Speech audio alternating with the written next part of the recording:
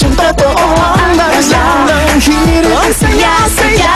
Alright, isang makulay at napakasayang piyesa ang ating ibibida o ibibida ngayong umaga. Itong Mahaguyog Festival ng Santo Tomas, Batangas. Naku, masarap yan kasi mais ang bida dyan. Tampok dito ang kanila pinagmamalaking produkto, ang mais, halaman, gulay at niyog. Kaya eto muli sina Monica, Arn at Gino. Inihaw na mais. Uy, ang sarap yan. yun. Yan na. Ginatang mais. Ano Hi guys! Happy Fiesta! I miss you, Arn!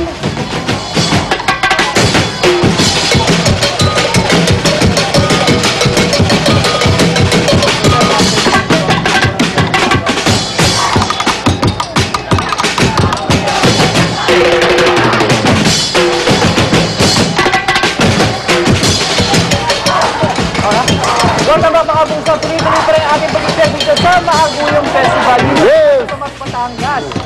Okay, boss. Chef Billy. Ano bang ginagawa nito? Right now, gumawa ko ng isang island gawa sa vegetable. And meron din ako sa puno dito na pwede ka mag-dessert. Nalimitas ka lang yung sausaw sa chocolate fountain. Okay, okay to, Gino. Masarap to.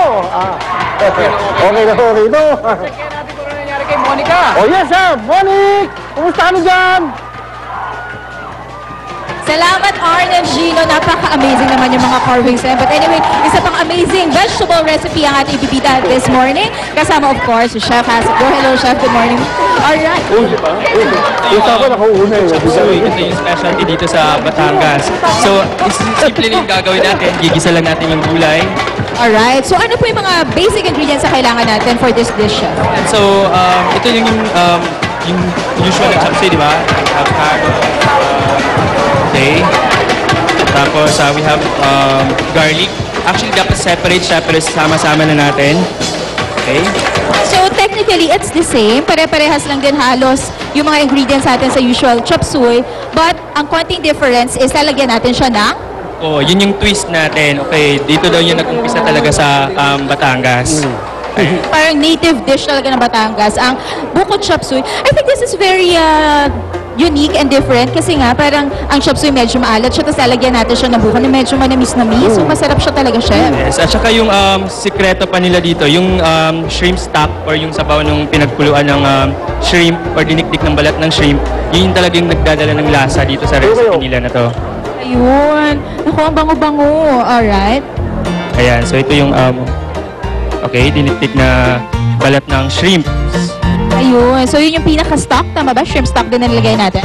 Oo. Tapos yung fried na tokwa. Ayun. So malapit na siya makompleto. Alat pampalasa natin, we have the fish sauce or patis. Tapos about 2 teaspoon of toyo or soy sauce. Tapos konting halo-halo lang yan. Na kung familiar naman talaga kayo sa chop suey recipe, kayang-kaya nyo gawin to. Ayan. Tapos yung special ingredient niya, of course, yung buko. Ayan. So ilalagay natin siya sa huli. And then, of course, yung cabbage or shredded cabbage, Chinese cabbage. Gaano karami dapat yung buko na ilalagay, Chef? Konti lang, kahit mga 2 buko or isang pirasong buko, okay na yun. Okay na yon, enough na yon para malasahan natin. For one recipe, pwede na yun. Ayan. Anyway, meron na tayong pinag-aral. Ayan, so titikman mo ito mamaya. Ayun, ito talaga yung favorite ko sa lahat, yung TK Man portion. Titikman ko mamaya, ito na po yung finished product natin, ang chop suey or buko chop suey. Now, bukod sa buko chop suey, we have other vegetable dishes sa harap natin. Ano-ano to, Chef? Ayan, so ito pa yung mga fiestang dating ng mga kakaibang vegetable recipes nila. So we have here kalabasa nuggets, okay? Tapos with soup. Ayan, na may kasamang malunggay. Anong soup ito, Chef? Yung pinagkuluan natin ng kalabasa, tapos nilagyan nila ng soup and then egg. Ayan, so Ayun, looks yummy.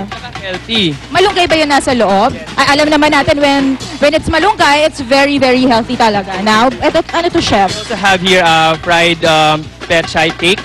Ayan, so para siyang omelette actually, tapos may pechay lang. Okay, and this one, mukha siyang masarap. Malunggay nuggets, okay, so may pork meat din siya ng konti. So ito yung pwedeng, actually malunggay patty, okay? So pwede siyang palaman natin sa burger. Sa unang hirit, serbisyong totoo ang unang hirit. Ang saya-saya. Sa unang hirit, unang hirit, unang hirit.